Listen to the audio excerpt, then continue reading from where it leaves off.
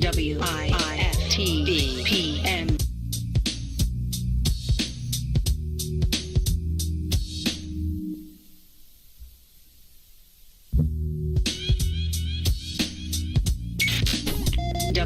WIFTV PM.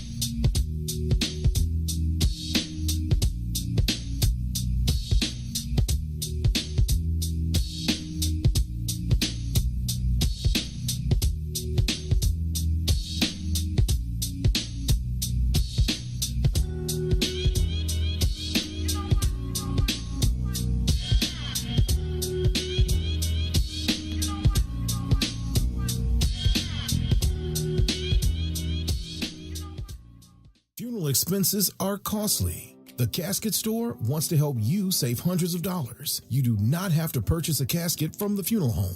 Call now for a free in-home consultation. Call 773-445-6900. 773-445-6900. WIFTV. Live from your studio. You're listening to Book of Dawn with Dawn Millhouse.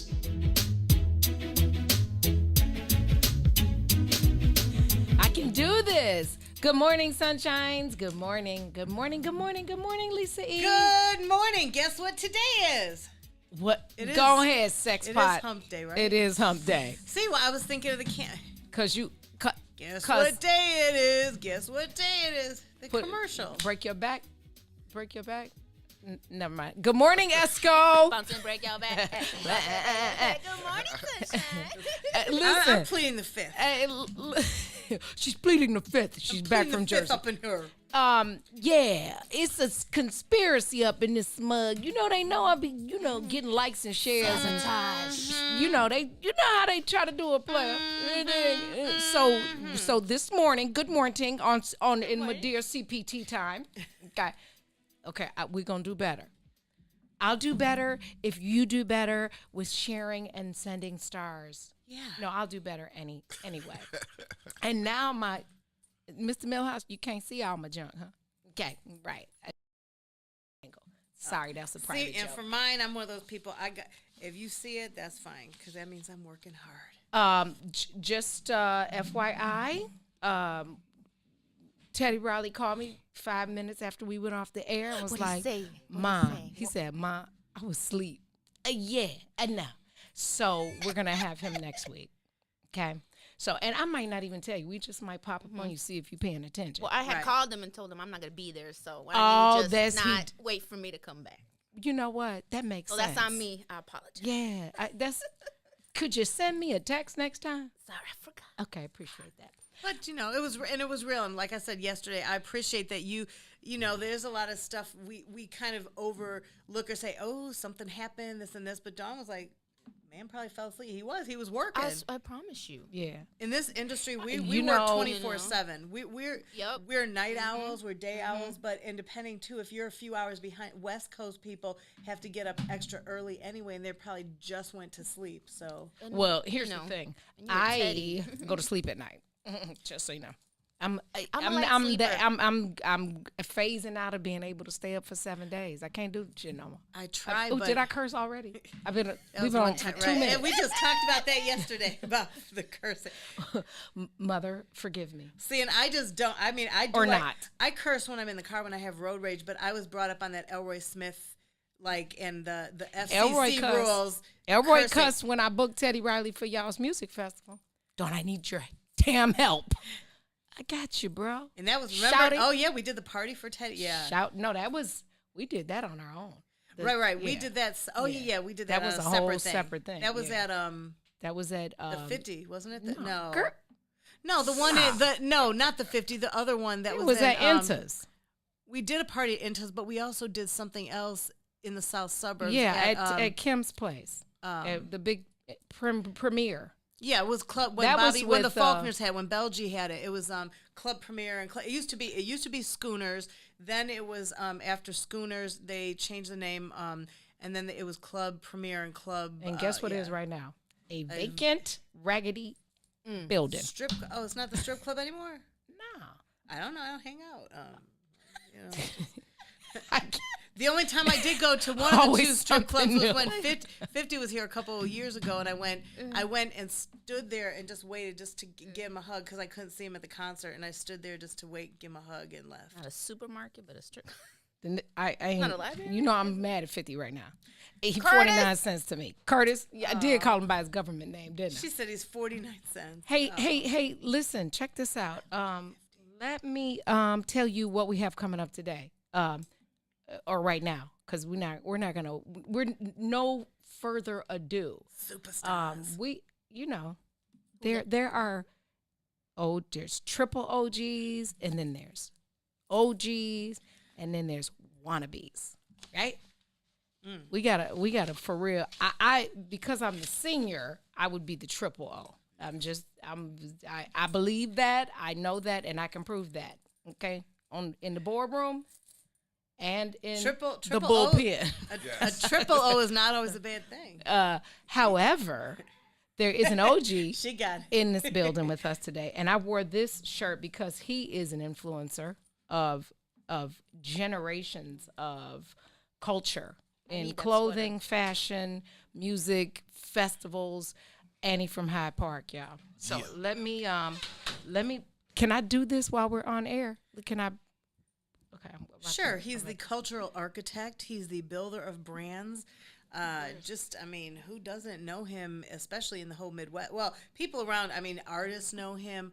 All the DJs know him. And one thing, too, you're right. Everybody in the industry, he's one of those people that everybody likes. Like, there's people that you have the little question marks, and they're like, oh, we want to do business because they do good business. But sometimes, they're not the nicest. But this one goes hand in hand. He's very well liked by the whole industry. So Thank you, Lisa. He's my friend in my head.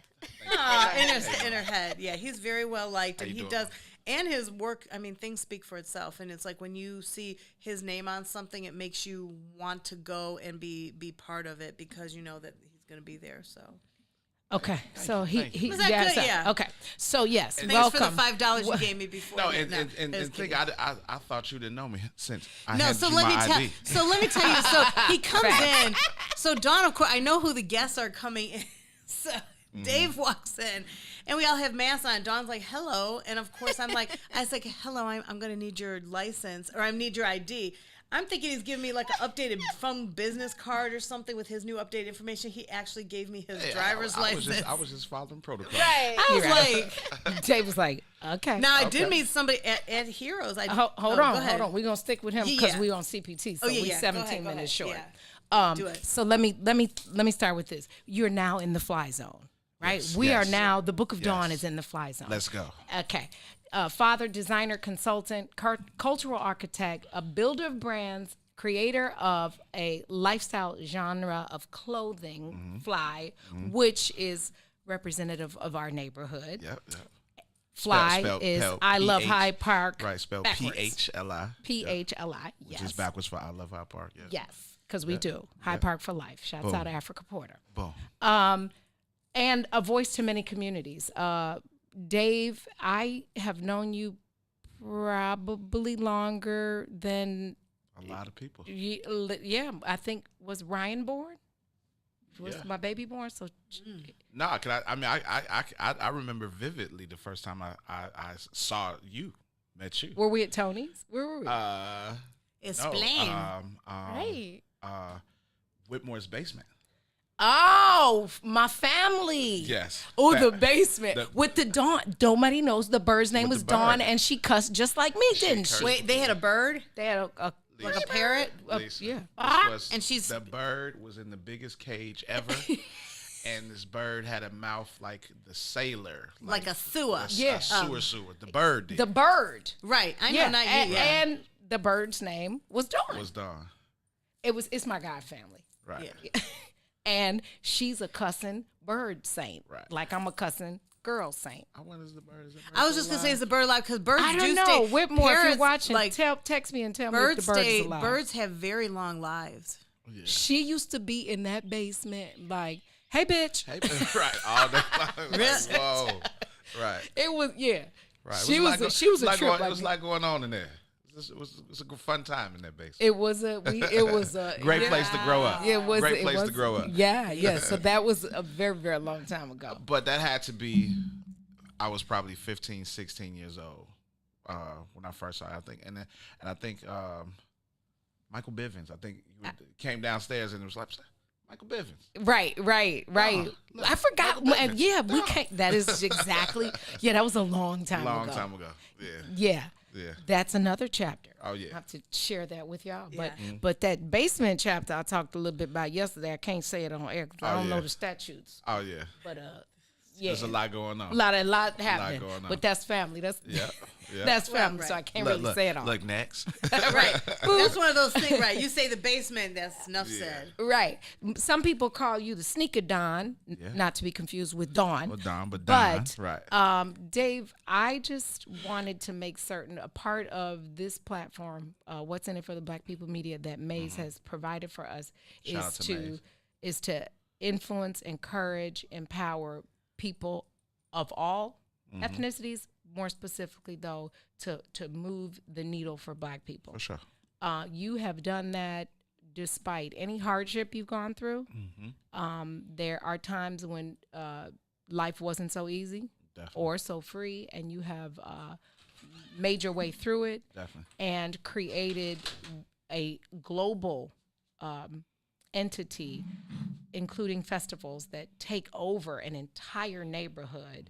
And so I just wanted to make certain that we give our flowers while we're Thank you. around and make sure that we keep promoting your cause and your brand and what you stand for, because I don't think a lot of people realize that playing ball ain't for everybody.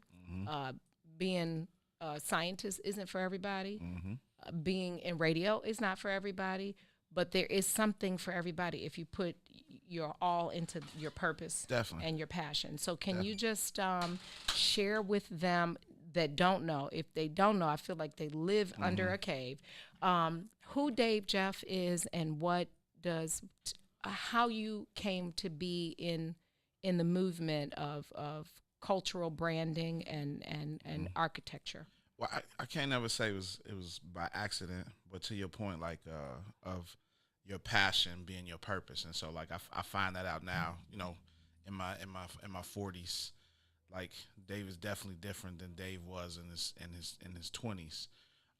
You know, like I can't necessarily say that I was the street of street dudes, because we know street dudes. Facts. Did I hang out in the street? Did I get money in the street? Did I, do whatever in the street? Yeah. But I was also about playing ball. I was a swimmer since I was 6 years old. I skateboarded. We was in the High Park, so we was different kind of thugs. Facts. You know what I'm saying? like Cool thugs. Like, don't come try to punk us because we was on the skateboard. That should be your new line, DKOT. Different kind of thug. A different kind of thug. DKOT. Right, here you go. You said it here, Lisa E. Does 10% But commission. I'm saying like just doing all that. So what was this also fresh? All the time. Like shout out to my mom in it for like giving me like the vision of things. You know what I'm saying? Single parent household or whatever. She always kept me downtown and other places, you know what I'm saying? Water towers and the Gucci, whatever. But you know what I'm saying? Early on, you know. So that just really just sparked my interest in fashion, like high end to low. I was a Darien, if you guys know what them there was. That's Twilight Tone, Reg Knock, the whole thing. Before it was hip hop in Chicago. It was they started that, and so I was part of that whole piece too. And I mean, it was all about getting fresh. It was all about polo. It was all about, you know what I'm saying, sneakers and, you know, those type of things there. I met a gentleman named Peter Fahey. Peter Fahey was the owner and creator of Sneaker Pimps, right? So Sneaker Pimps started out like this really itty bitty tour of art, culture, music, and everything. And he came to Chicago, probably had an event in the room about this size, and we just connected. And when we connected on that, like I ended up going on the road with Sneaker Pimps and being the host for almost 10 years.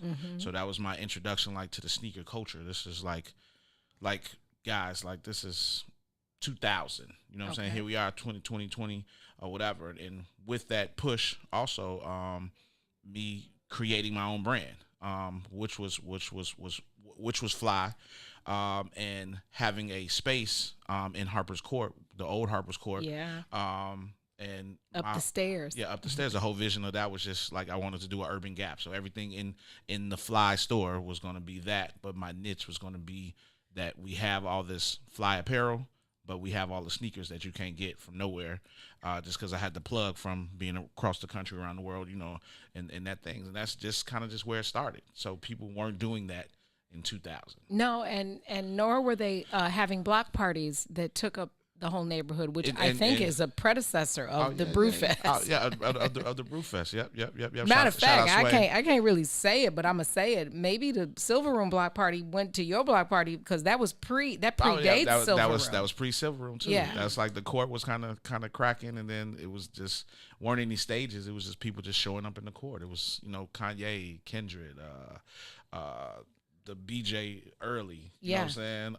And it was Crack, the Keith entire Murray's. square. Oh, yeah, the entire square. Yeah. Yeah. But and that whole piece was, once again, a community piece in giving back. Like, I was connected then, too, with a couple of the major footwear brands. One in particular, K-Swiss, was cracking, and I had a shoe that was released in that time. And so it was just a big thing. Like no, I'm going to invite all my friends. We're going to get Just Blaze. We're going to get all these people. We're going to have Tim Buck, God rest the dead, with my brother there, Spin, the Jay Illas, and all that stuff. And then we're gonna have give back. We're gonna do barbecue, give the food, you know what I'm saying, whatever, and invite the whole city in hopes that all y'all go in that store and buy that shoe. Absolutely. and they did. So, absolutely. Right. So I mean, that's where it all started, though. And so I know that prior to or in between you actually establishing your own brand, you worked at Diego, you worked, you know, shouts out to Diego. You worked in sports apparel stores. Tony's when it was in Hyde Park. Yeah, shout out to Tony's. I always give Tony's the credit. You have to give Tony's the credit because Tony's was retail college.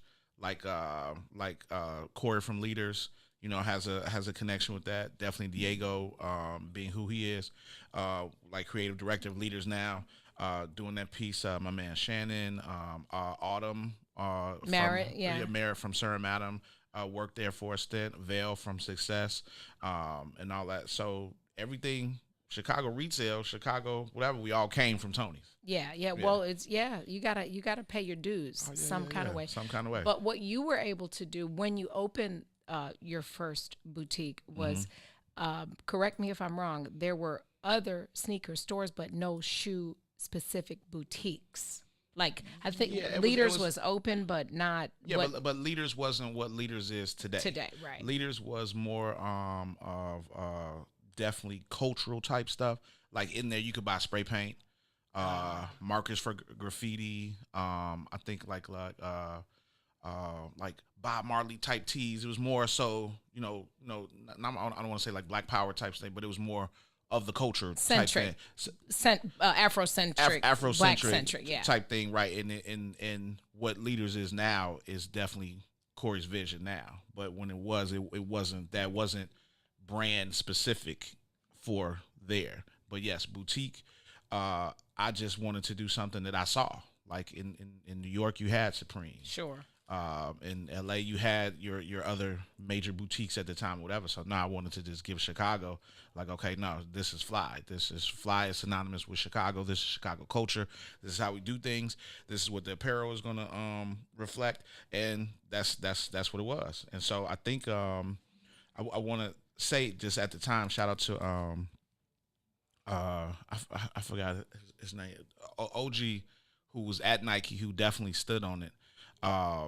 But like one of the first African Americans to even have that relationship with them, as far as having an account. Like a lot of programs that you have now started in my store. Mm-hmm. And not only having the platform, but extending it. See, Yes. because a lot of us, all ethnicity, have platforms but don't extend it. Exactly. And that bridge is the most important piece, because Exactly. if you don't share it, it means absolutely It nothing. means nothing at all. Right. And I love the Chicago kids. Thank you. Because Chicago kids, Thank you. it's a thing. We have this discussion probably 14 times a day. If you're from Des Plaines, you're not from Chicago. Right. Just keep it 100 and say I'm from a suburb nearby, but I love Chicago. Right. No, but- and we'll let you in. But the Chicago Kids, I mean, it's all fly. It's all under the fly branding. Chicago Kids is just one of the brand identifiers. Like it actually is a program that has legs. But when I did the apparel, when I just added the Chicago Kids to some of the apparel, it just went crazy. So It means everything. We're just gonna keep doing It, it. Right, it right, means right. everything. Right. So now you have used your ability to your design ability, your ability to influence, and created a space called Alpha Space. The Alpha Space on Michigan the Avenue. beginning of everything fly.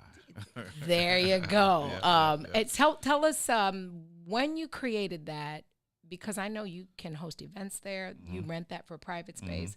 It's equipped with a kitchen.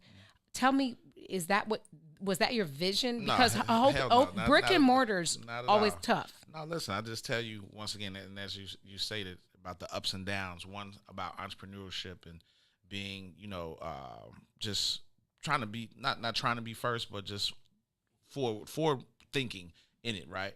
All my spaces have always been like, considered like elevated retail. You know what I'm saying? It's like the when Harper's Court was torn down, my second space on 55th, it was 3,000 square feet, but it was boutique.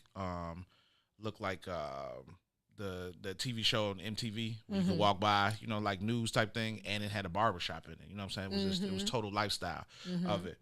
Unfortunately, things didn't work out with me and my partner at the time or whatever like this, but of course I keep it moving, in that space. This space, the Alpha Space in South Loop, was me once again going big with two of my guys, and it just didn't happen that way just because of how the real estate went. So let's just say, Don, if I signed the lease in 2015, we were supposed to be in there 6 months after or whatever. Wow. 6 months after the signing of the lease. Not so much. I didn't end up getting the keys to even walk into the space to almost a year and a half after, because of stuff that they had the people, the real estate people had going on or whatever. So meaning, things change, people change, people's, understanding change of what they want to do or whatever. And so I was just kind of in there, by myself. You know what I'm saying? So like this rent was not two, 3 ways. It was Dave's way. You know what I'm saying? So it was this. What am I gonna do? How am I gonna do this or whatever? So my brand is my brand. So you can continue to hustle the brand all day, but like once again, being innovative and being for visionary in it, like what to do now. So the event space, turning into events, hosting other pop-ups, like bringing other brands in to do what I do. You know what I'm saying? Right. Or give that kind of, I don't want to say tutelage, but like That's fair. The two Yeah, lists, that's fair. the A through Z of like, no, Yeah. this is how you set up. This is a pop up. This is what you should do to your brand. This is how you get your visuals going. You know, whatever. It's just more than a rolling rack. You know what Right, I'm saying? So absolutely. the space is definitely that opportunity. And the of that. space lends itself to become what was unique about it is some spaces you go in, they're beautiful, but you have to work in the landscape of what it looks like. Yours is naked. And so it can become whatever it needs to become. I've been to 4 or 5 events there where it's always yeah. like, is this the same space? Oh yeah, it's just Like, something different. are there barber chairs in here? It lends Well, itself to that. okay, like when I'm in bed with Puma, right? You know what I'm saying? Puma is family. Y'all or go whatever. together? Yeah, we go together. That's Puma's my baby. Excuse me, shit me. They allowed me to be very creative with the ideas and initiatives that they have coming up. So like, I mean, a budget will go far. Right, You know what I'm amen. saying? But budget will get your mind flipping. Right. And so that's just what it is. Tell me about the partnership with Puma. First, shout out to Big Homie, to Emery. It came about, so okay. Me being an influencer, I had my relationship with Puma, because I've done other build outs and things for other retail places. Like y'all familiar with JB's? JB's is like a staple here in Chicago, whatever. It's on 47th, right? Yeah, I mean 47th, they yeah. have them everywhere, but multiple yeah. stores. Yeah. They came to me about doing a boutique. So me in building brands and creating brands. So I came up with the size brand, like not the name, but like all the branding and all that other stuff and what the store looked like, whatever. So I built out a couple of stores for them. Okay. Chicago, a couple of the malls, Detroit, other places there. And so in that space, I was also responsible for getting certain brands, certain tiers of brands, just because of who I am, whatever. And so like I was already talking to Puma in a lot of ways as this buyer, whatever, for JB. for size, Okay. for size or whatever. So already, you know, intertwined with those guys in that. When M basically locked in with the whole MJ piece, that whole piece or whatever, you know, everybody wants to do energy where you got energy at. So Chicago's a major city, so you gotta be there. Absolutely. So it's always good to have your people that you can go to here. So we got a call, did a one off. It was me, my man Zoe from Fashion Geek or whatever, my man Dante from Fashion Firm or whatever, and came up with the concept for a push of the GV special. GV is one of the shoes that Puma has. It's a whole shoe that I'm sure we've all worn or whatever. So I came up with the concept of like, okay, let's make the GV. It's called GV Special, so let's make the GV Special. So long story short, built out this dope activation in my space. With creating and making this GV special or whatever. And so the line down the street, city was crazy. Facts. Puma was on, boom, whatever. So after that communication was just even more open. And then so Big Homie just, Emery like, Pop, hey, Popo, hey, somebody gonna call you. Somebody gonna call you. So I'm like, okay, cool. And so, man, she called me. Like, AG is like the senior vice president of Puma North America. Wow. Right. So she not to be confused with the Midwest. No. Right. Puma North America. North America. So she called me, and we were just, man, extra cool. We probably spoke for about a good hour of what her vision was, what my vision is, and what I could do in Chicago, Midwest, this, that, and the other. She said, put it on paper. I put it on paper. Then boom. About a week later, signed that, kept it moving.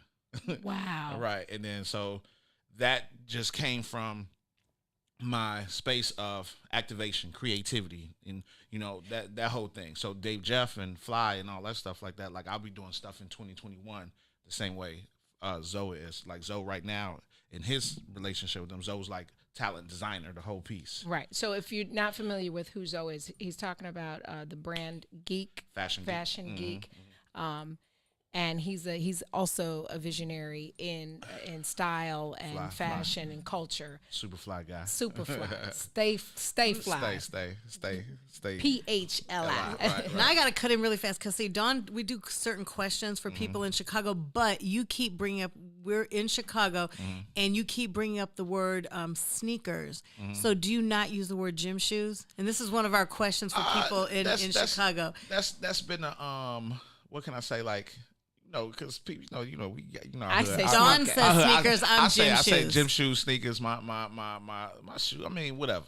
Because I know it's Gym shoes are for a gym class. Yeah, gym shoes are for gym class. And sneakers, what, you just want to sneak up on people? Right. You use sneakers the whole time, and I was like, oh, Dawn probably loves this because Dawn's a sneaker girl. yeah. But I'm just saying, like, the term of the time was sneakers. You know what I'm saying? Like, so sneaker events, sneaker pimps, sneaker, you know what I'm saying? And but here's the thing. Look, because now she got me started. Right.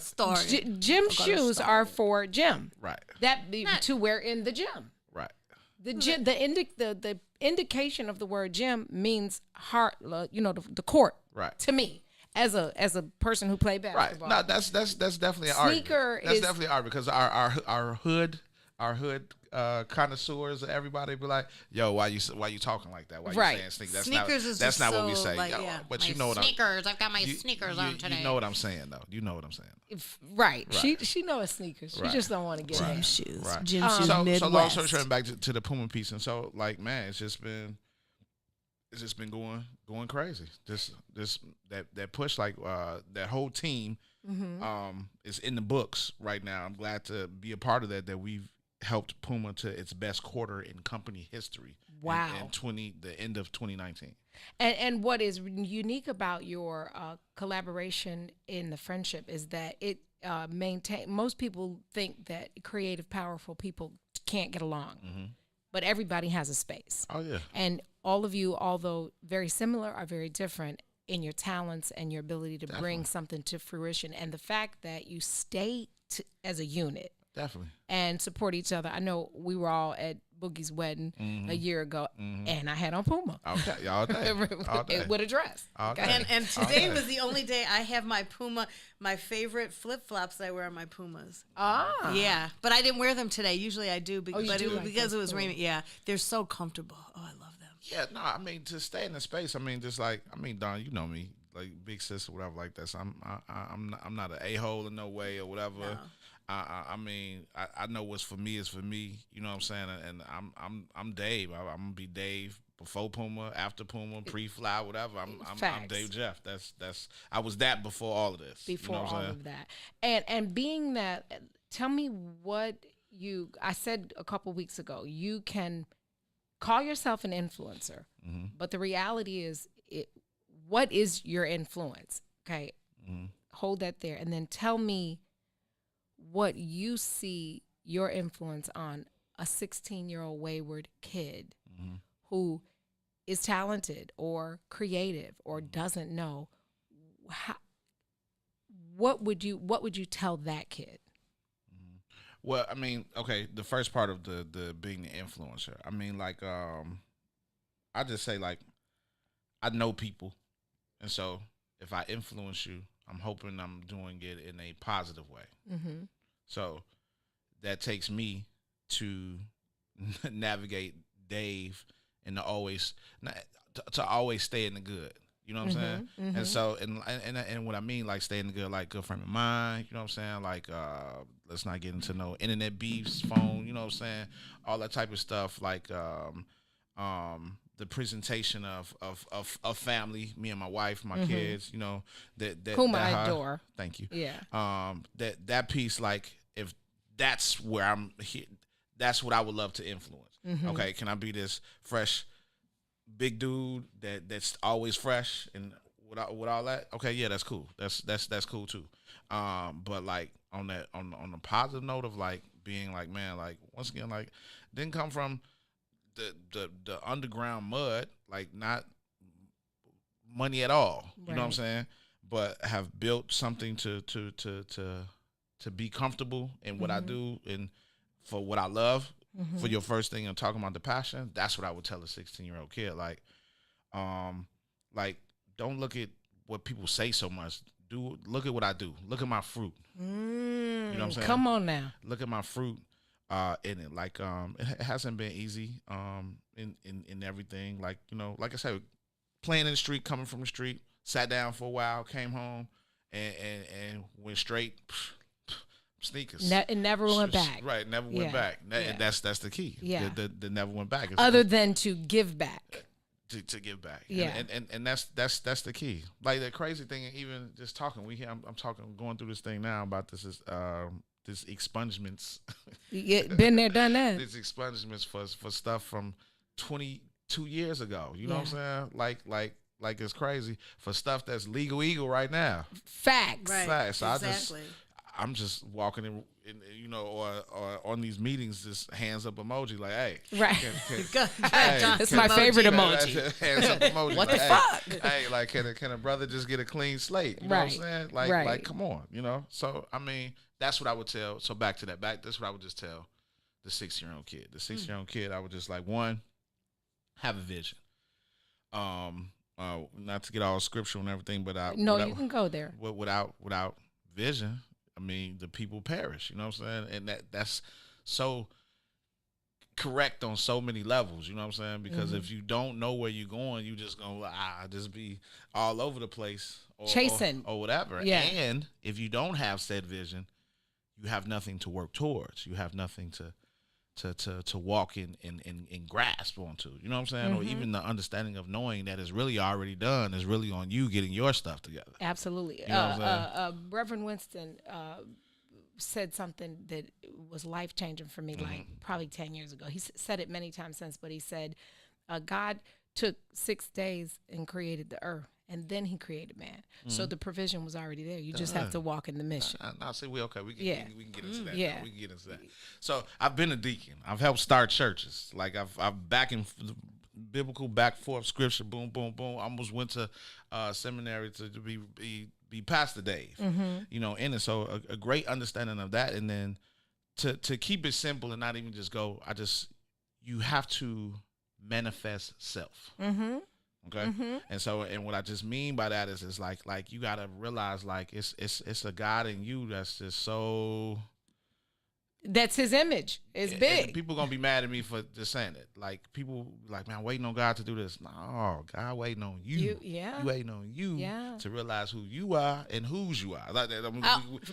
My favorite words. Leave that right there, because like FedEx ain't dropping nothing from the sky.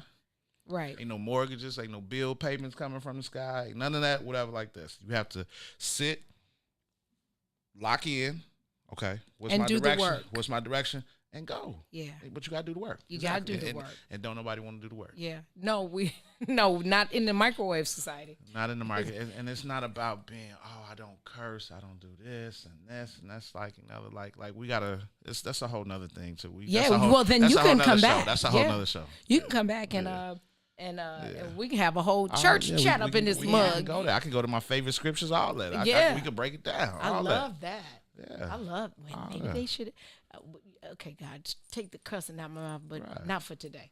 Look, he knows my heart. But that's even in that. It's still the word. Is what you put on said words. You know what I'm saying? Oh, you not gonna curse because you sinning? That's not, you can't put that to it. No. Yeah, no. Sin is simply the absence of God. Absolutely. The absence of God. Absolutely. So in that one word, okay, God wasn't in that word. Right. But the 8 other words you said. And inside me. Boom. Yeah. Period. Right, but a man had to decide which the curse words were. So who chose? Was there like a group of people that said, this word doesn't sound good, curse word, and we had to go around and take a vote. Okay. We go into, so if you go into a capsule I did last season, right? Right at All Star. I took these pictures, these Ethiopian artworks, right, from the Ethiopian Bible that I've tried to manipulate and make it make sense for apparel, right? So I did, and when I did it, it's like 4 different ones. It's one is victory, right? Victory is like Gabriel, boom, smashing the enemy. You know what I'm saying? Whatever. I have faith. Faith is like this picture of basically the Shadrach, Meshach, and Abednego. That's what it represents. This other piece called rebirth, that is basically the third day. That thing like that. It's so many things. Oh, and have one to where it's Adam and Eve, right? This, and it says naked, right? And that's just the whole thing. Who told you? Who told them they was naked? Yeah. Who had them thinking like that? Yeah. But that's even a deeper thing too. Because I want to go. We can just go there too. And But we back to- gotta have that conversation because yes, that's definitely. deep. Are those in at your house or in Alpha Space? Those were last season. I'm gonna do them. I'm Okay. gonna bring them back again for holiday. Actually, I'm gonna do a whole activation personally just for of that, just to have open conversation, have the apparel and some added pieces. Now, can you tell the people that are tuned in where they can purchase your fall line and follow you and connect with you? Well, follow me at Dave Jeff, DaveJeff. The apparel is at Fly Worldwide, and it's PHLI Worldwide, and the website is phliworldwide.com, flyworldwide.com. And so before I let you go, I gotta. Four I don't. Can you stay with us? And will you be a co-host when we bring in Mark Nelson after 10 o'clock? Yeah. Okay, cool. Maybe not at the 10, but yeah. Look, listen. Salt or sugar or salt on your grits? Salt and pepper or sugar on your grits? Oh, sugar. Oh, he's from Chicago, Jesus. We already know you say sneakers, Right. so we don't have to ask that. Cubs or White Sox? Socks. Thin crust or deep dish? Depending on. Depending Share. on. That's a first. I mean, I love deep dish pizza. Like deep dish pizza is the best next to a couple of other things. But I'm saying the thin crust, it just depends on who and where. Like, True. Like Italian Fiesta. Yeah, Italian Fiesta, I mean, thin look, crust. hands up Yeah. emoji. Like what, Right. what you want me to do? Like, Right. You know, it just depends on. It actually depends on if you have cash that day. Right. Because Italian Fiesta only takes cash. Right. Or I'm debit carded up. Right. Oh, that's relevant. Ketchup or mustard on your hot dog? Ketchup. Thank Good. you. Soda or pop? Pop. Thank you. Dang it! I was Pop. trying to. But see, I was trying to give you a hint. everybody, Still but okay. everybody calls me Pop. So, Right. So it's Pop. Pop is my word. Pop. What up, Okay. Pop? Harold's or Uncle Remus? Harold's. Lim's dry rub or Leon style barbecue? Leon style barbecue. Good job. Freeway or expressway? E-way. It's the E-way too, right? Yeah, yeah. That's still At least you didn't expressway. say express, Yeah, like the hood. Me be on the E-way. Auntie I'm on the or E-way. auntie? Auntie. All it. day. Okay. Right. Did you see the face? This is an auntie. Like, what you talking Like, about? is there Willis? another Right. word? Who is Auntie? Right. But it's so funny when I have conversations with Dawn's like, yeah, I'm on the freeway. I'm like, well, what state are you in? She's like, I'm here. Like, I'm on the Dan Ryan. I'm like, that's the expressway. You know, the difference, E-way. I think, is because when we used to drive back and forth to Indiana, there was the freeway and there was the toll road. Then there's a toll. And so the right. freeway was the freeway to go. Because they call Bishop Ford, the freeway. Exactly. Yeah. Exactly. Bishop Ford Freeway. I just Because call you go on Bishop Ford. the Sky thing, whatever. Skyway, It's, yeah. It's $8 now. Correct. Right. And the Bishop 4 used to be called the Borman when I was little. Yeah, the Borman. I'm dating myself. I know. Google it, but it's real. I'm still a baby. So Dave, I want to just say that we're gonna have to have you back because we missed a nice little piece of chunk being on CPT okay. Colored People Time, Light Skin Colored People Time. That's okay. But I am immensely proud of your ability to overcome, to harness the gifts God gave you and the lessons your mother taught you with exposure and culture and fashion and the spirit of I can do it regardless. It really embodies Chicago because I feel like we are that city. Like if it's gonna happen, Chicago. If you need something that everybody else thinks can't happen, take it to Chicago and we'll figure it out. No, small tidbit. My mother, her thing was always don't sweat the small stuff. And only worry about stuff that you can control.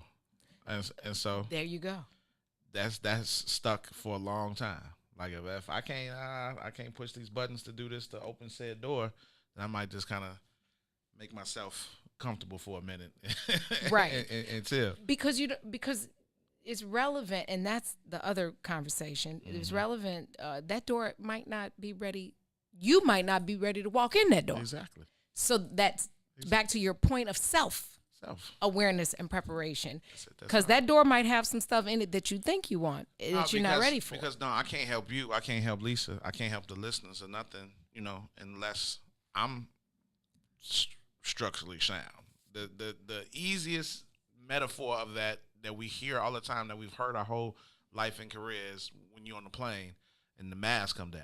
Make sure you put the mask on before you. I mean, you think about that like, I'm gonna put it on my kid first. But but if you suffocate, then your kid gonna suffocate. Right. To excuse not to put it I understand, because morbidly or anything like that. But I'm just saying, like, that is the truest thing of metaphoric phrases, whatever like this. You have to. Oh, you just sound like you was going into MC Light.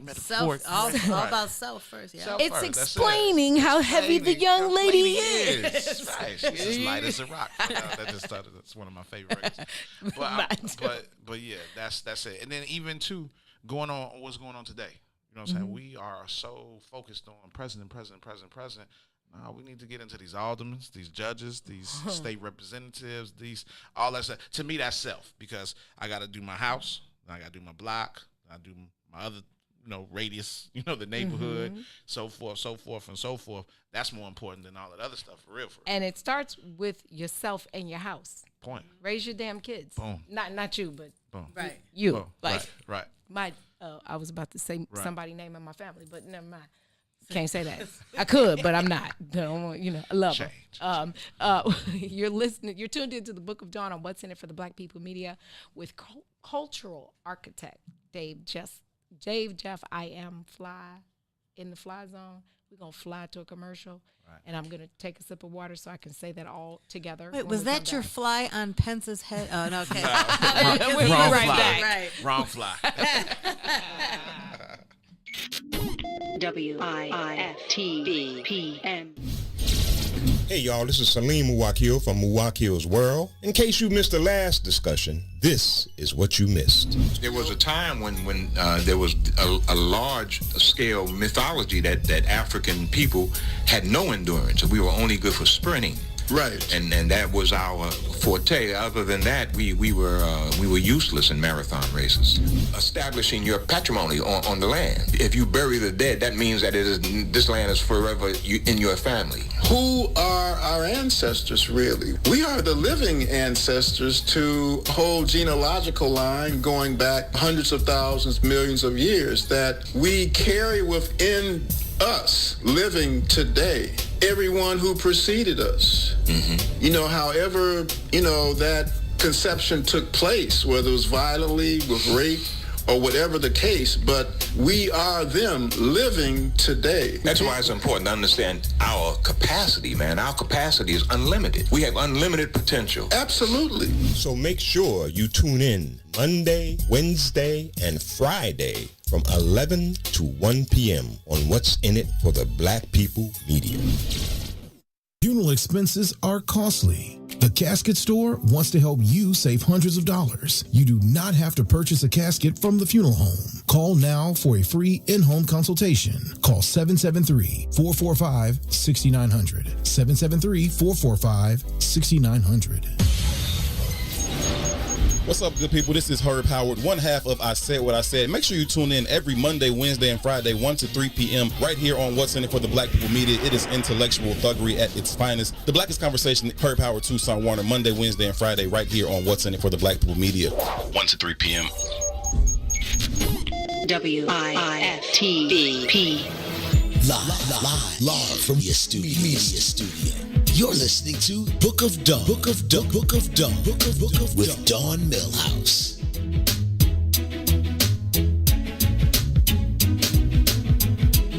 Welcome back. You are tuned into the Book of Dawn on What's in It for the Black People Media with Lisa E., a.k.a. Bernice.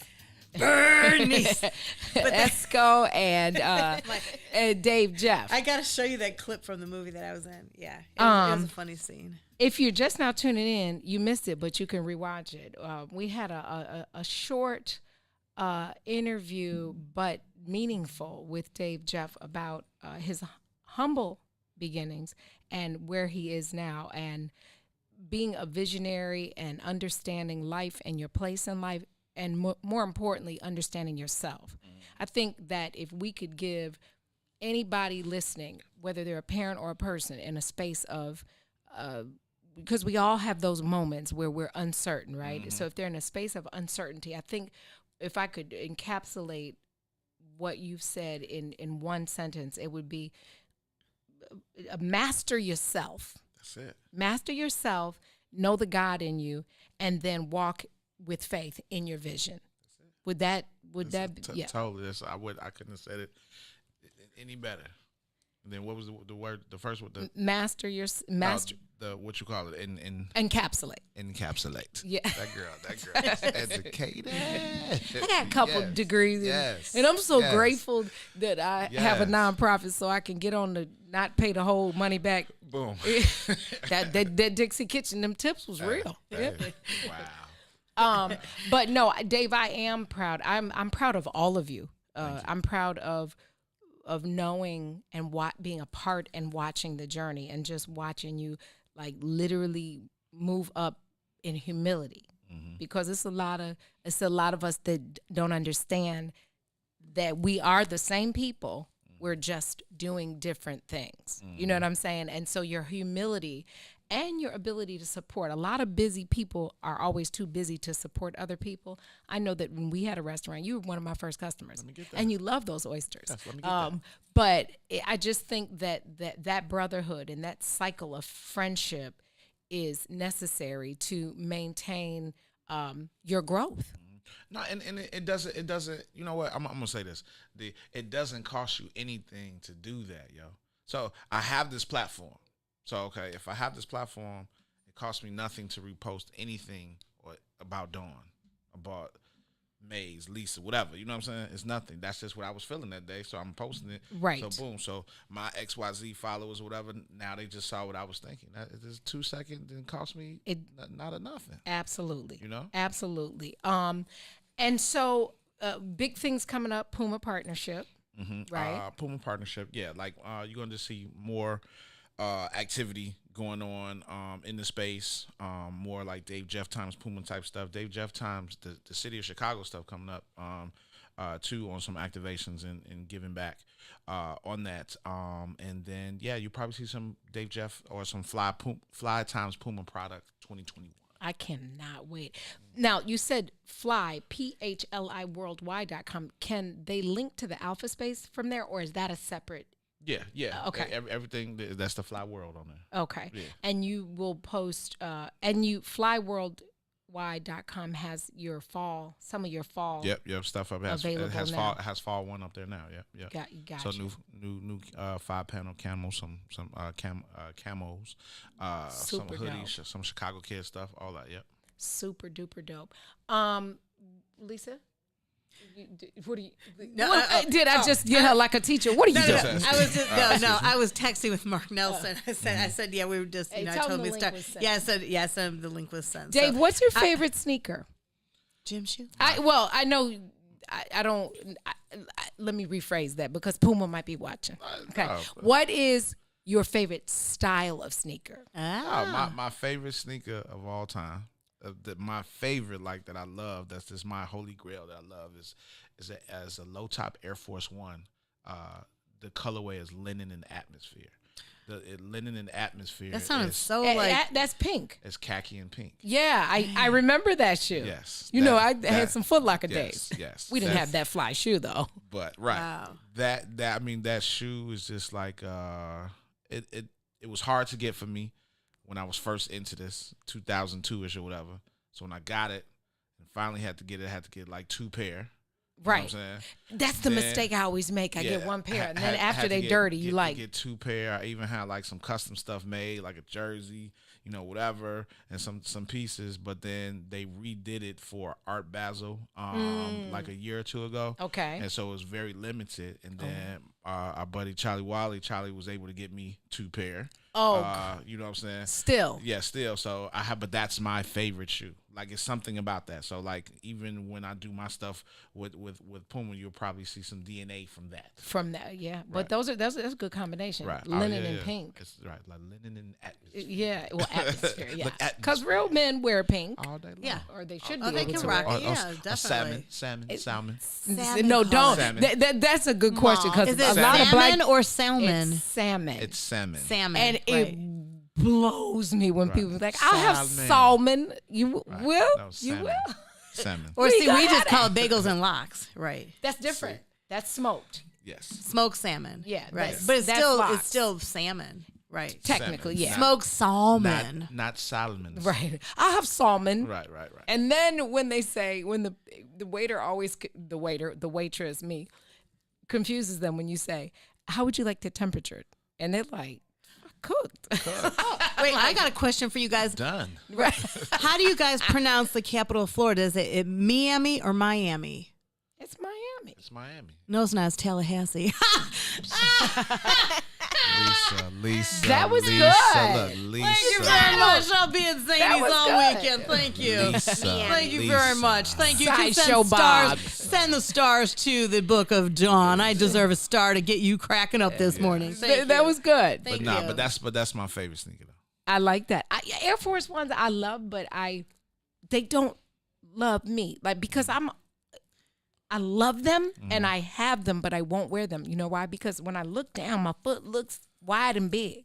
It's like a man's shoe, and I see girls in them, and they look dope, but they're taller. Their stature is different. And you know, I'm old school High Park, so you know I got my Stan Smiths and my K Swiss are K-Swiss, right. go to. Right. With her little balls, right? With her little, Oh, yeah, you see- her little balls on- socks with on the little the back. balls on the I back. got 'em on Yeah. today. Has them on Do you today. I do, of course. Oh, see, I know. Right. Do I know you so well, right? Yeah, you gotta go to old school. Hood fabulous. I'm trying to tell you, Right. 2 pair. Ooh, and that's pair a good white name girl of a thing. shoes. I'm a hood fabulous. Hey, What's I your like that. favorite sneaker? Her signed shoe by Charles Barkley. Well, Charles never signed my shoe. That was magic. But yeah, Nike. I do like Puma a lot though. But I do, man. I'm trying to think. And it was funny because I used to get so much free Reebok stuff, which I like. I like all of them.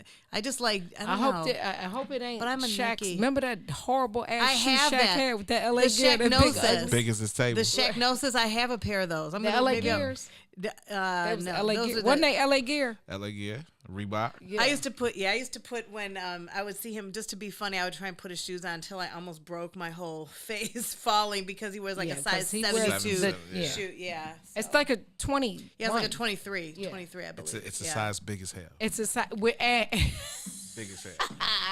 And- Right. I'm gonna leave you. You I have need a that. big. Right. What size do you wear? Big as hell. Right. Big as hell.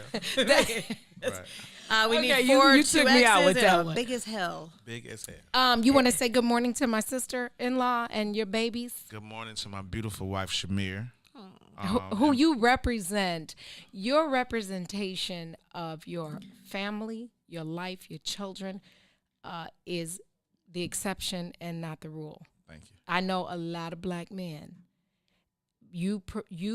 She is your gift. No, that's my girl. And Like, you we live cool. and walk in I that. actually like her. Yeah, y'all actually do go together, Well, I right? actually Because you like- can like love we- somebody and not like them, No, I actually like her. We cool. She's pretty cool. and she You know can what I'm saying? handle you. Oh yeah. She from the hundreds. Yeah, wow, wow. Wow, right. Good mix. You know what I'm saying? Yeah. Good mix. Whatever. But yes, hey baby.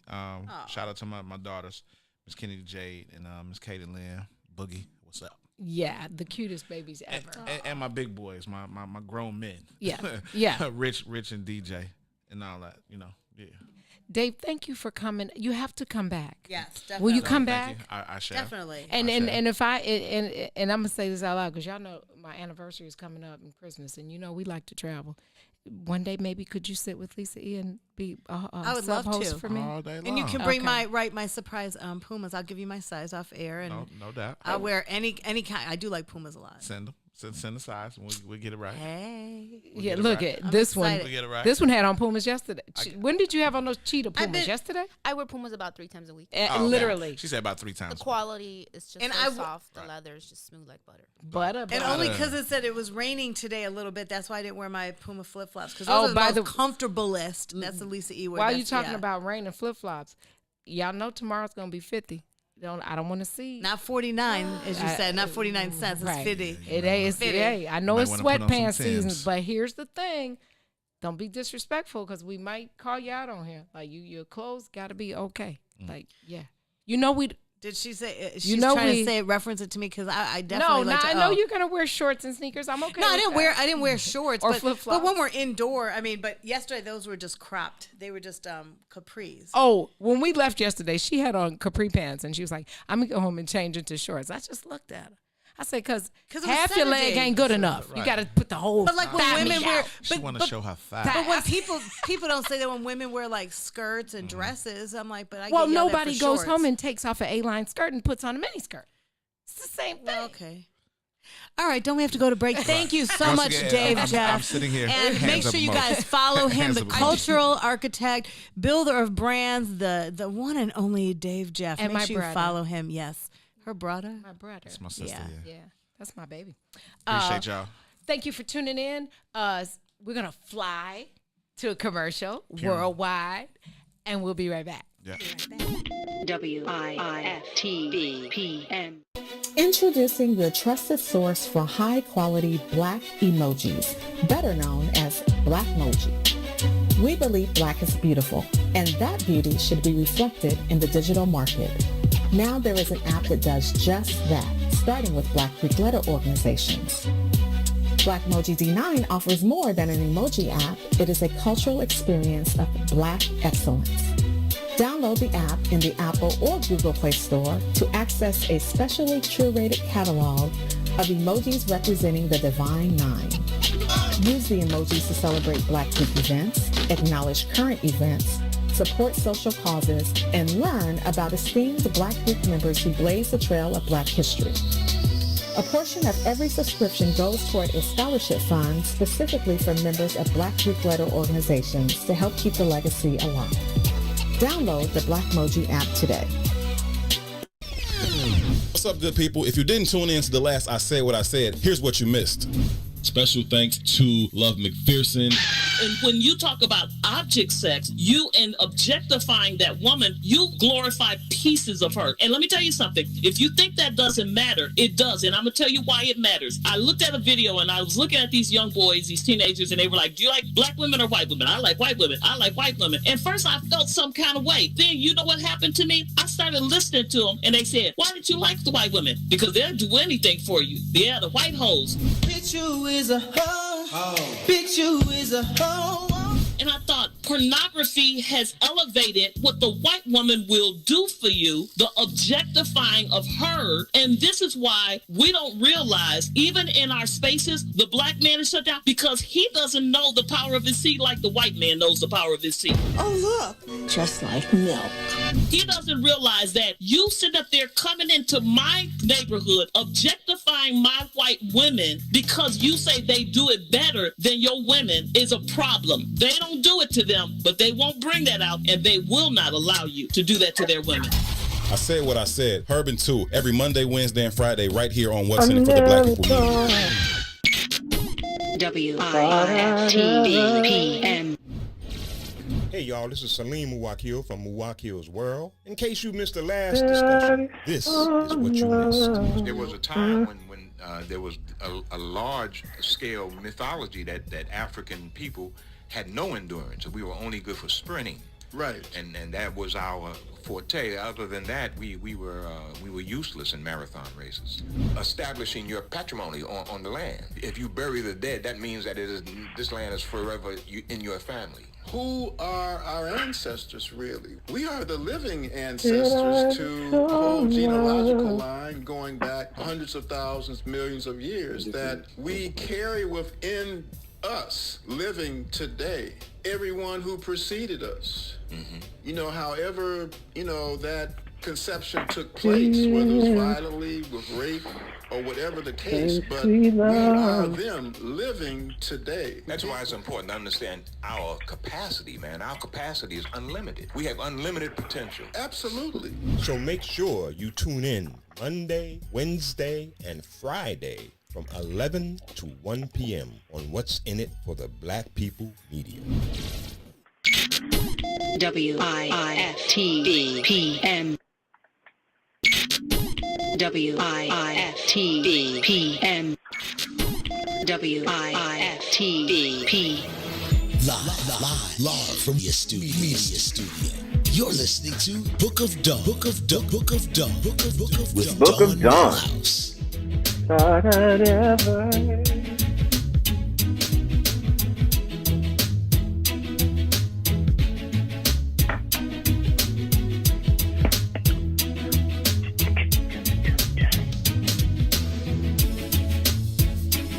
I never thought. No, you're good. Welcome back. You tuned into the Book of Dawn on What's in It for the Black People Media. Broadcasting from the What's in It for the Black People Media studios. Wow. Thank you. Y'all looking at one of my guest hosts because I'm about ready to go on vacation, and Maze, I need to help put Mark's name under here, so I'm gonna take that away for now. Okay, I'll start over. Welcome back. You're tuned into the Book of Dawn with Lisa E, aka Bernice. And the funny thing is, we were just talking about that because I just looked it up. It is. Hold on. And you see a handsome face. Do you see a handsome face, Esco?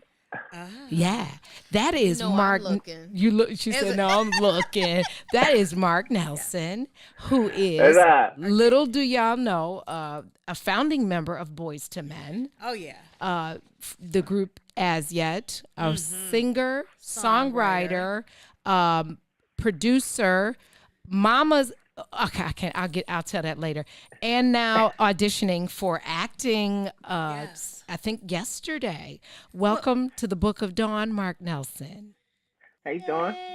How are you? Thank you for having me. I'm fantastic. What's up, Lisa? Hey, honey, and this man he is, and I've known you since you first started, because back in, it was like 1989, you co-formed it with Boys to Men, of course, with Nathan Morris. You released your first solo CD in 1991, and I was like, wow, I've known you since then. And then you did your first song placement back with Pebbles, and then your big break, of course, was with LaFace and As Yet. And I remember I think when I was at GCI, we were one of the first people that had you guys on the air. And you and I have been friends like ever since. Him and I, out of the whole group, the group was cool, but you're the only one that I really remained friends with after that. So excited. Indeed. And what a wonderful friendship it has been. Me and Dawn have been friends forever too. Yeah. Indeed. Yeah, it's been. Thank you for inviting me to your show. I appreciate it. I mean, I'm happy for you. Congratulations, by the way. Thank you, and thank you for literally one text, and you're done, done. And he said if it wasn't the pandemic, I would fly in and do it. We still want you physically here at some point to come and hang with us. I will be there. You say the word. Mark, just a little bit of background for the people that are tuning in that may not remember what a significant contribution you personally have made to the music industry and our culture. Mark is from Philadelphia, went to high school with Nate Morris from Boys to Men. You guys formed that group. There were originally 5 members, right? That's right. And I know the real story of that piece of the Boys to Men single where Mike Bivins says there were 4 guys, they wanted to sing, hey, I say, well, what's your name? And I know the Boys real to story. Men, hey. Exactly. Yeah. Can you share the real version of that story? Because I think it's fitting to tell that story before we go into what you're doing now. Absolutely. But I always give a disclaimer. I am in the middle of a book I'm writing called As a Boy, Yet a Man. And I'm basically, you like that? Yeah, that ties in really well, yes. Yeah. So, it's really funny too, like when Biv did the whole, was it the New Edition TV movie? Dawn, he actually texted me, said, "Yo, you notice I didn't forget you, right?" I was like,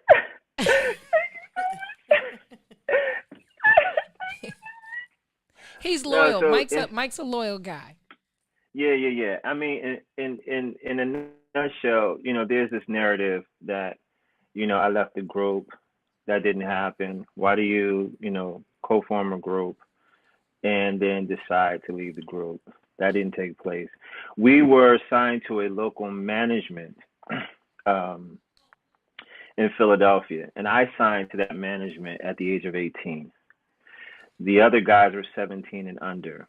So when Bivens connected with us, that was the discrepancy about him working with us further until that situation was resolved. And that began the downward spiral for me not being a part of, the Boyz II Men journey that a lot of people are not aware of. I'll get into major details, in the book about even how the group got discovered. Like, Dawn, I don't even know if you know, like, when you see on the movie, you see them at a tour bus, you do see it's 5 guys in the TV miniseries, but in actuality, we all got into the concert. There was a lady who came from backstage. I approached her and asked her for the backstage pass. I gave it to Nate. He went back because we were invited by Charlie Mack to meet Fresh Prince, now Will Smith. Nate came out and said, Fresh Prince wasn't there. So I said, give me the pass. And I went back and I ran into Teddy Pendergrass's daughter and asked her for her backstage pass. Came out, put it on Nate, took him back, took it off of him, put it on Mike, and then Juan, and then Sean. And then as Sean was the last person, Belle Biv DeVoe were coming from the back door of the backstage. And that's when I approached Biv and asked him, could we sing for him? And we sang what you now know as the Can You Stand the Rain a cappella version that we created. That's the real story. Yeah, that's what I wanted you to tell. So awesome. Because, of course, he couldn't say all that in a song. Right. But the fact that he remembered and had the loyalty enough to honor that it was you. Yeah. You know what I'm saying? But exactly. Yeah. The good part is that I ran back into you after not even knowing that you had, because you were living in LA the last time we talked. Mm-hmm. And then I ran into you in Vegas because you are now, well, not during the pandemic, but pre-pandemic, you reunited with your bandmates. Exactly. Full And circle. Go ahead. No, I was just going to say, about 8 years ago, me and Nate connected, and we were talking about, me reuniting, with Boyz II Men. And he thought that doing the Las Vegas show would be a good segue because people were so used to seeing 3 now, seeing as though Mike McCurry had not been in the group for a long period of time. And I said, cool. So we went to Vegas, did the opening for the residency at the Mirage Hotel and Casino, the Vegas Boyz II Men show. And I have been with them ever since that. And it's been a beautiful thing in terms of healing, closure. We all bonded and just, got past that whole thing, that took place because there were so many narratives, as I said, and misunderstandings about the communication line between us as to what happened. Because I was hurt, as you know, devastated for many, many years, thinking that I was betrayed when that didn't even take place. And again, that'll be in this book as to what really went down. And it's a life lesson, right? But what came from that is your ability to be the first duet with Beyonce. You were the first male duet with Beyonce, weren't you? Yeah, absolutely. I mean, a lot of things came out of it. Babyface was my mentor. When I was in 10th grade, I knew I wanted to work with him. Here I am, signed to his label, LaFace Records. then I get to write songs not only with him but for him on his CD. It moved on to being managed by Benny Medina, signing to Columbia Records, doing 15 minutes. I mean, just a host of amazing things in my career that I say, I'm so blessed that regardless of not being a part of Boyz II Men, I don't have any regrets. I've done everything I've ever wanted to do in the music game. So and it's happened the way it should. As far as the song with Beyonce, that's my favorite song we're talking about from the Best Man soundtrack, correct? Yeah. After all is said and done. When I heard that song, and I was like, wait, that's Beyonce. Because at first you listen, you don't really pay attention. I was like, I know that voice. And I was like, oh, man, that's Mark and Beyonce. That's like my favorite song from the soundtrack. Thank you. I love Queen Bee. Well, I mean, when I sing, I pretend that I'm doing the duet too. So it's like we all are singing together. I'm part of the group, singing with you guys, and I harmonize. Yeah. Sing, girl. Yeah. I love it. I love that song. Right. So Mark, after you leave Philly, you go to New York, you go to LA, you go back to New York. In between all of that, you're a founding member of Boyz II Men. You get a deal with, was it Pebbles? Did Pebbles? Wasn't Pebbles? So I met with Pebbles, and Pebbles gave me a production deal, sort of like to write songs and produce records for her company called Savvy Records. Mm-hmm. And then I wrote the title song to her last CD called Straight From My Heart. And then, and I have to give her the credit. Yeah, keep going. Yeah, no, go ahead. No, I just saying I have to give her the major credit. She was kind of like in that dark hour. She was the one that really discovered me, and made L.A. Reid aware of who I was, and then I had connected with Tony Rich because of Pebbles, and then that was when I wrote a record for Tony Braxton with Tony Rich called Come On Over Here. So it kind of like sparked that whole journey with Babyface. I have to give credit to Pebbles for that. Yeah, and then you worked with Babyface, and is the first song you co-wrote with him? Was it Seven Seas? What was the first song you co-wrote or wrote for him? So the song I wrote from his CD called The Day. I wrote a song called Seven Seas for him. And Dawn, I love telling the story because so many of us artists who, get to work with these icons, these massive powerhouses, we don't ever give them like the praise that's due to them, and those moments where they give us opportunity, you know what I'm saying? Babyface gave me an enormous opportunity. I'm sitting in lunch with him at the studio, and I'm on the piano playing Seven Seas, and he's like, "Yo, what is that?" I was just something I'm working on. And to my surprise, he said, "Yo, come in the studio. Let's do something." So him and I started finishing this record that I started for him. I was blown away. I was like, "Oh my God," because I love Babyface so much. You know what I mean? So. And then you go on to be the lead singer in As Yet. Yes. Tell me how that happened. Okay, so watch this. So, Dawn, the same building that I got Boyz II Men discovered with Biv, I had to go back and perform as a solo artist when I was on Capitol Records. Okay?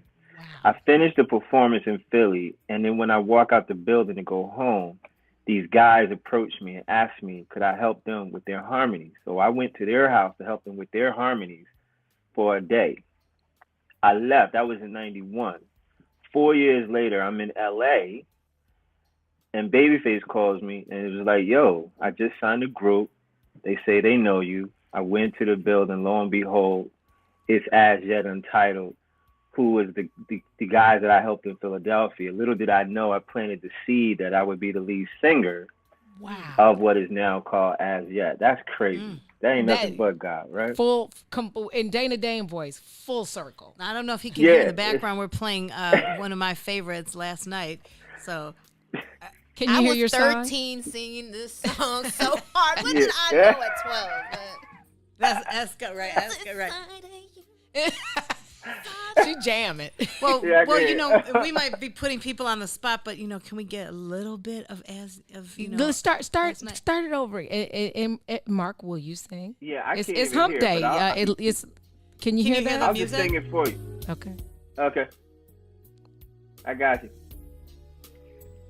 Yeah. You know, we recorded this in Babyface's house. Wow. Wow, that's big. Yeah. That means you got a good. Last night, you were so into it. You told me secrets that you never told us. So you were so nervous and yeah, so comfortable as we explore your image of love. There you go. I drink. You got a background. You got background vocals. A new group. Mark Nelson and the Nelsonettes. The sun, the moon, the mountains and the rivers. I saw heaven when I made sweet love to you. Oh, sorry. And that was a little off key, but I was just excited. But I could do it on key when I sing with the music. So. That's my song. That song is, I mean, even a radio favorite. We played that song so much. I think when we used to have to fill out request sheets, and we love this song so much that we just would add, like, for songs you like, you just add like 50 extra requests so it would get played over and over. And that song was just, I love that song. That song comes on, you know, you drive in the car and you're like, okay, can't answer the phone. You know, the song is on. Thank you. Yeah, thank you very much. Thank you. So the journey doesn't stop there, right? No, the journey then goes to a super group called Yeah. Blaze. Yeah. Okay. Can you so, share with us who Blaze is? And I know how the name Blaze came about, but I would like for you to share it. No problem. So I'm in Vegas with Boyz II Men. We're going year after year after year. And I was pretty much specifically doing the Vegas show with them. And then they would have to go out and do other shows. And I was just like, okay, well, let me go ahead and occupy my time when I'm not in Vegas by doing something else. So Tony Grant, a member of As Yet after me, pretty much, called me and said, yo, what do you think about putting this super group together with lead singers from Blackstreet, As Yet, and Silk? I said, damn, that's fire, right? So I said, let me call you back. So I'm sitting there pondering how I could create this name, Blackstreet, As Yet, and Silk. And I go, BL for Blackstreet, AY for As Yet. No, the AY for As Yet. Am I saying that right? BLAY? Mm-hmm. Yes, S for Silk. And then we just put an E on the end of it. So I called Gary Jenkins, lead singer of Silk. And I called Mark Middleton and Eric Williams from Blackstreet. And they were originally going to be in this group, but then they decided they were going to continue with Chauncey. So I called Terrell Phillips from Blackstreet and put us all together. I took it to Sony. They gave us a developmental deal. And then we went in the studio and recorded with like some fire producers. And we never really fully got the chance to release it. We were signing to J Records. And then just some, you know, how it go down, stupid craziness happens and it kind of fell apart a little bit. But we did manage to like leak stuff out, and then all of a sudden it just became popular virally, you know. So, but I wished that had taken place bigger than it did, because it could have been something really fire, you know. And that became like a trend. The super group thing became like a trend after you guys, though. Yeah, and Dawn, that's what I want to put someone on blast a little bit. It's my boy, but when I was in the middle of doing it, I went to Tyrese. I said, "Yo, I put this thing together.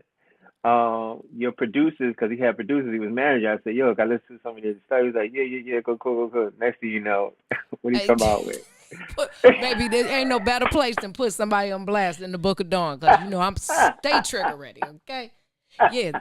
What about that, baby boy? No, I'm just kidding. Yeah, you know what I'm saying? Yeah. And then I saw him at the BET Awards, and he couldn't even look me in my eye.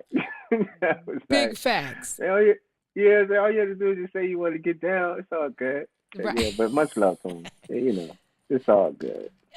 Mark, I don't think people know the fact, you know, a lot of people start in church, right? A lot of people start their career in church. Your parents were musical. Your mother is one of the dopest vocalists with range. Google his mother. Phyllis Nelson is her name. Yeah. Yeah. And your dad played the saxophone, right? Yes, it did. Yeah, he's a beast with it. Yeah, my mom used to say she fell in love with him because he made love to that saxophone, which is so funny. Yeah, the saxophone. But yeah, my mom. That's the sexiest instrument. Oh, that. Oof. Yeah. Yeah. Yeah. My mom. She. It's funny how when you think back and you think about her journey. When I think about her journey, just being a little kid, I would always see her at the piano, writing songs and saying, "Mark, come here, sit down and sing this part with me." And I was like, "Mom, damn, can I just go play?" I didn't really think about music like that. But, she would always say to me, "I'm going to make it so I show you that you can." And that stuck with me, right? Mm-hmm. And she became very, very big with a record called I Like You here in the States. And then an even bigger record called Move Closer that was more global, very massive in Europe. But I was very proud and been very proud to say that, you're doing something when you knock "We Are the World" off the #1 spot on Billboard. That's how big that record was for her. So she was a great influence. I always tell people though, even though she is musical and my dad was musical, I got music from them, but I was more inspired by New Edition when they came out with Candy Girl to become an artist. It really wasn't my parents, They kind of left me to figure out what I wanted to do for myself. And when I saw Candy Girl, I was like, I had to be Ralph Tresvant. Right. I even told Ralph this too, dog. Did you tell him that? I sure did. And something that you've said, and you haven't said it, I'm sure you've said it publicly, but back when we were collaborating, I'm not going to tell our real age because everybody already 28 knows. industry age. Your spirit of team and sacrifice and knowing that most people say there's no I in team, you always said there's no I in group, which there isn't. But just how have you been able to be different than other people in groups? Because there's always that beef in a group that breaks up what people love the most. Where does that sense of humility come from? Well, I'm going to say a few things. The first thing is, it was always all about the music for me. I would have done this for free, I was just always very passionate about the craft, and I loved it more than anything in the world. I still do to this day. And so, I've never been comfortable with celebrity. I've never been comfortable with people staring at me and, it comes with the package, but that was not what I was ever about. So, Boyz II Men becoming huge during that time, I wasn't hurt by fame and fortunes. I was hurt by what I thought was betrayal, as yet, same thing. And I think that, when you're passionate about something, that's the main thing that you focus on, and you don't really care about all this fluff stuff that comes with it. So I'm presuming that's where the humility comes from, because I don't really pay attention to it. The other thing is, I know that my gift comes from God, from the Lord. So who am I to brag and boast about what is a gift to me? So I just always wanted to use it in the best light possible. And then I think the other thing is, I have to sleep at night, Dawn. You know what I'm saying? Like, I can't find myself, being malicious, devious in this game called the entertainment business, ripping people off and just being kind of foul, and then go to sleep. Right. I just couldn't do it. So I never came into it for the stuff that you and I know, definitely takes place in this game. You know what I'm saying? So, and I thank God that I could still do it. So, I hope I'm answering your question, but that's where it's at. You are, and no more fitting term than game, like, because it is a game. Mm-hmm. Let's be clear. Yeah, absolutely. Yeah. But you have all of that has led, and I'm sure the statistic is old, more than this 25 million in album or record sales. All of your contributions collectively, that's a lot. Exceed 25 million records sold or albums sold. I think he needs his own unsung. You know what? I'm gonna let and Marcus Chapman is good with those. I'm gonna reach out, MC Marcus Chapman, Camera 3. I'm reaching out to you because he can make it happen. Yeah, that would be a good because people don't realize, like sometimes too when you're up front singing or doing that, people know, but they don't always know the background stuff. They don't know what the songwriters do. They don't know what the producers, and those. I mean, that's huge. From like when people are asleep on Raphael Sadiq, or on the stuff that Teddy Riley does, or the stuff, the background, people don't know how important that is. So, and you do it all. Yeah, and I appreciate that, Lisa. I mean, a lot of people have told me, that I needed to speak out more and promote myself. And I've learned how to do that, definitely. Back in the day, I just would I wouldn't say very much, but today, because it is all about, promoting yourself. Yeah. I would love to do the unsung. And I even thought about that too, Dawn. I was like, I don't want to do unsung with As Yet. I'd rather do a Mark Nelson unsung because I am from Boys to Men and As Yet, and I have solo records and all that stuff. I want to tell my real story. You know what I mean? They can tell your story. Yep, definitely. Yeah. And then I just made a note to myself. Okay. Yeah, I appreciate it. And I'm definitely all about killing that narrative that Mark Nelson left Boys to Men to go be a solo artist. That is not the case, not even a little bit. So I appreciate y'all allowing me to vent that. Yeah, the narrative of leaving the group, but also not forgetting that you are a co-founder of the group, because I think I actually created it. Yeah. Everyone says Nate did it, and Nate and I both know that ain't the case. You know what I'm saying? Right. I mean, we did it together. We were best friends and loved music. Oh my God! And so to put it out there where it needs to be is all I want. That's all I want. And their success is my success. Now, Absolutely. Besides the COVID going on, you were talking before about Vegas. Is Vegas completely over with as far as Boys to Men? Because I know like Usher is going to start doing a residency. Are you guys going to go back to Vegas once this is over, or is it done? Well, that's what's been stated, that we still have a show. They're even still doing marketing and promoting for the show, but I speak with Nate periodically, and it hasn't been locked in as to when we'll go back. But to answer your question, there still is a Boys to Men residency in Las Vegas that I will begin. I go to Vegas a lot, so I need my 2 passes. It is an amazing show. Oh, and that I have been around since the beginning of yes, ma'am. Yes. that group. It was probably the single most intimate performance I have ever witnessed from them, and that's what really made it a unique experience when I saw it recently. Yeah. Well, they said I was going to perform with them. It's going to be Boys to Men, ABC, BBD, Lisa E. Okay, sorry. No? Okay. Maybe Boys to Men, Lisa E. I don't think BBD going to be on that tour. I'll be calling. The number you have reached has been disconnected. Not ABC either. Yeah, right. No, I know. For sure. Yeah, that just came off the top of my head, right. So Mark, what I also know is that you have a heart for independent artists. And I think that probably was birthed because of your own personal journey. But tell me what you're most passionate about with independent artists. The thing I love about them is that their knowledge base is so much more in-depth and profound than major recording artists like myself.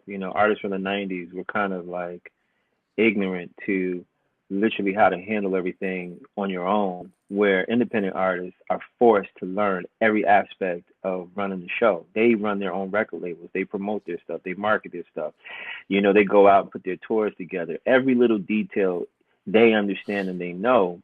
The only hiccup or issue that they have is getting the world to know that they even exist.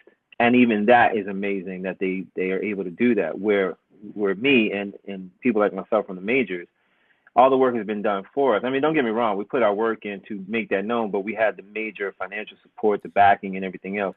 So when I see an independent artist doing his or her thing and the world is aware of it, you can only imagine they've worked 10 times harder than we ever could to make that thing happen. So you got to give kudos to the independent artists, real talk.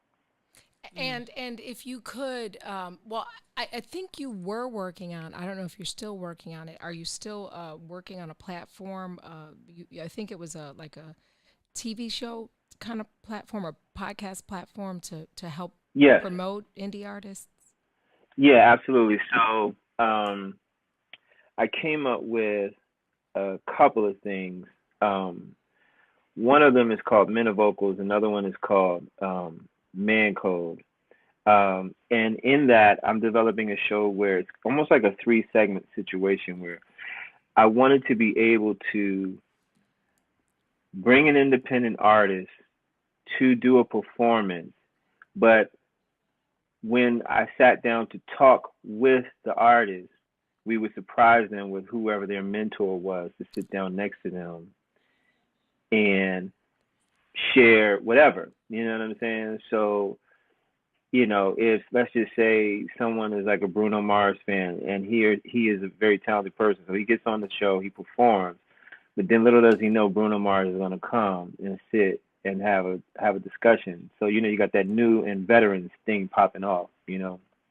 It's like a developmental thing, but thank you. Yeah. Yeah, it's like your own version of Shark Tank.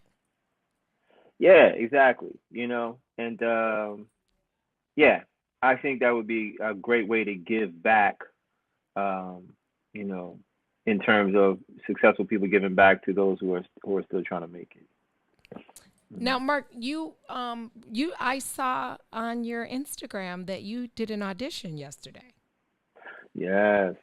So I've been acting quite a bit in plays and stuff, like, you know, theater, Chitlin Circuit type stuff. Yeah, one of my favorite titles is "Tell Hell I Ain't Coming." Yeah, yeah, that's right. I did that in Chicago too. Yeah, I'm very, very serious about acting now, and so I've been studying for a number of years now. And as I said, I started with doing plays, and now I'm ready to take the big screen on. And since I moved back to New York, you know, I went and got a talent agent. I'm with Guild Talent Group. And they took me out on my first audition yesterday, which was really, really cool. I'm looking to be on Black Panther number 2 and 3 and 4. You know, Chadwick Boseman, may he rest in peace. But I'm trying to do big. I want to do Law and Order. I want to do CSI. Hopefully, I want to do the next rendition of Miami Vice. I'm all about it. I love it. I love it. I can actually see the Panther thing. I can envision that. That's super. Wakanda forever. Are you gonna go back in the studio and give us more music soon? Yes, I am. I just released a jazz record called Sack Full of Dreams, and I thought it was an appropriate thing to do because of the way the world is. If you know anything about the song, it's just speaking on how we want to see the world. But I am in the middle of recording a jazz EP, and it's a new endeavor because I never really did jazz. I've written jazz for people, but I've never sung it myself. So that was a new release that I actually like to sing. I don't know if y'all going to play jazz on your station, but I'll sing you the record. Of course, for you we will. Yes. So Thank you. I appreciate it. Mark, what advice would you give? We often have artists or musicians on. What advice would you give a young? What would be the one piece of golden nugget that you would give somebody trying to make it in your industry? I would say 2 things. Know who you are. Don't let anyone tell you who you are. You know. You and God knows. And then read books on how to get along with others, because our industry is all about people.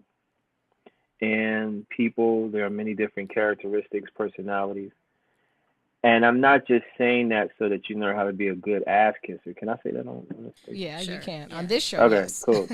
All right, cool, right?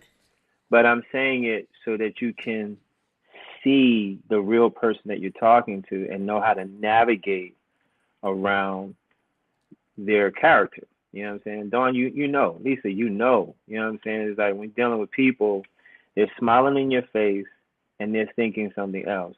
Learn the skill of what they're thinking. And it doesn't mean the it's trying to change them. backstabbers, right? Whatever. It's not that you want to change who they are. You just want to understand what you're dealing with, because it's a tough business because you're dealing with people. So those are two things. Know who you are and learn people. So important, because I had to learn the real hard way. God dang. Yeah. But thank God, right?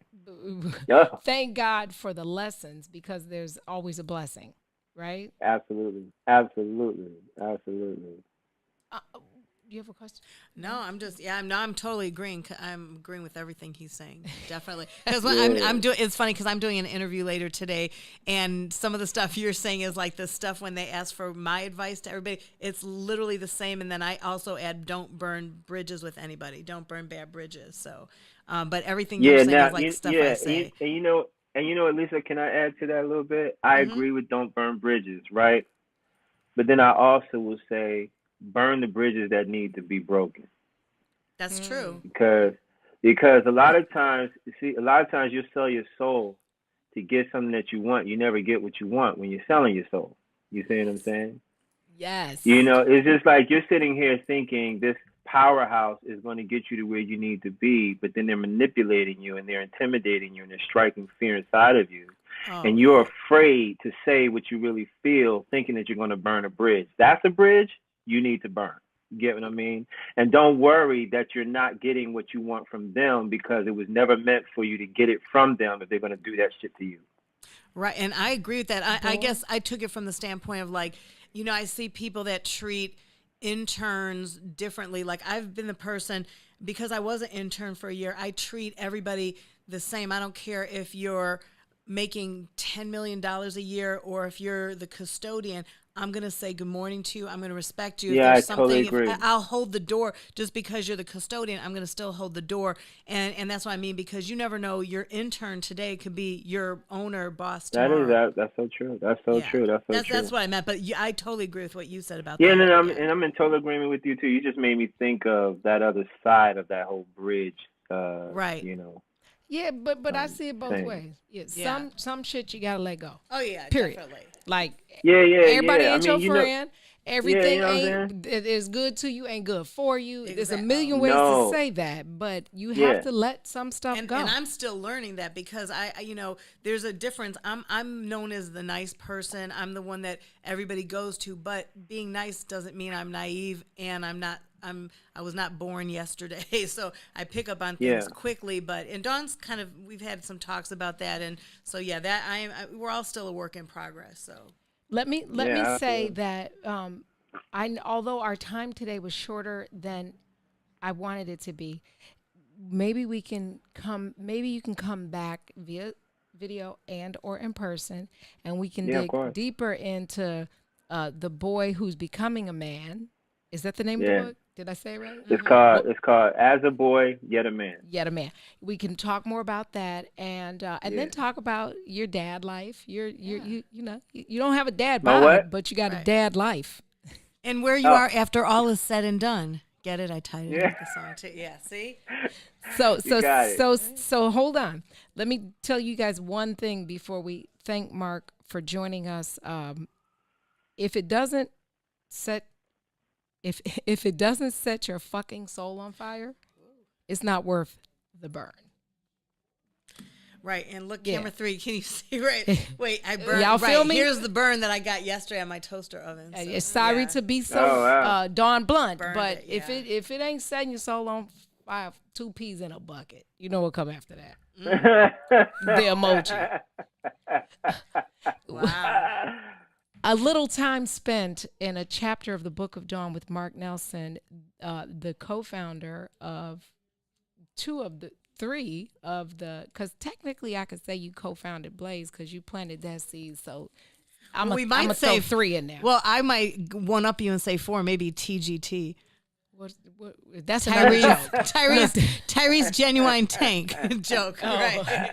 Oh yeah, in the mindset. Right. So that would be 4. TGT. Yeah. Mark, thank you for spending time with us. We will pleasure. have you back if you will join us so that we can talk more. They can find you at I am Mark Nelson. Yep, that's my name. M-A-R-C. A lot of people get that. Mark with a C on Instagram, and your website is I Mark Nelson, like the iPhone. imarknelson.com. Yes, and you can follow him and get updates there about the projects he's working on, what he's done, what he gonna do. In my black speak, Mark, I appreciate you, and I just pray that God continue to give you favor for you and for the people whose lives you touch. Thank you for spending a little bit of time with us today, even though we was on CPT. Remember to use your voice and your actions to be an impact. Have a super day. Make sure you get all the sun you can today because it's going to be cold tomorrow. Cover up. No leggings with the see-through pennies from the dollar store. Okay. Yeah. Tune in tomorrow for the next page in the Book of Dawn. Sam Silk is with us tomorrow. Yeah. Mark, do you know what Alabama football is? Crimson Tide? No, I don't. What is that? So I'm going to tell you. At the end of every day, we say peace and roll tide.